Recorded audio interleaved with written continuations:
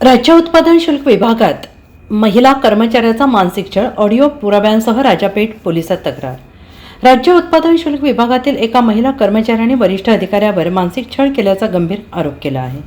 या प्रकरणामुळे विभागात खळबळ उडाली असून पीडित महिलेने राजापेठ पोलीस ठाण्यात तक्रार दाखल केली आहे।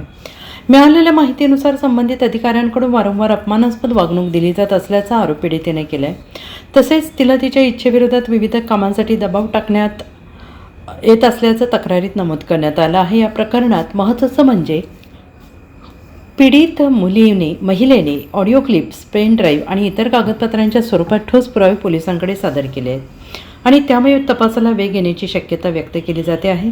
नियमबाह्य आदेश देऊन वारंवार त्रास दिल्याचा आरोप, रात्री उशिरा मेसेज करून कामाचा ताण वाढवला, तक्रार मागे घेण्यासाठी दबाव टाकल्याची नोंद करण्यात आली आहे। दरम्यान या गंभीर आरोपांमुळे पोलीस प्रशासन आणि उत्पादन शुल्क विभागाचे लक्ष या प्रकरणाकडे लागले असून संबंधित अधिकाऱ्यावर कारवाई होणार का याकडे सगळ्यांचे लक्ष लागून राहिले आहे। सदरचा अर्ज त्या महिलेने माननीय जिल्हाधिकारी कार्यालय येथे दिला होता।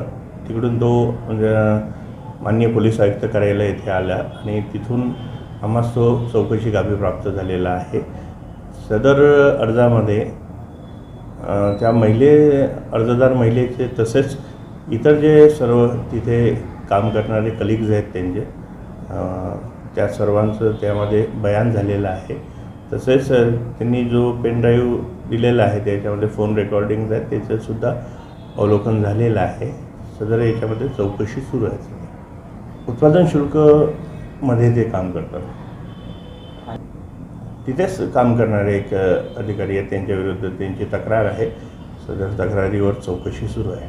Bureau report SBN Marathi, Amravati.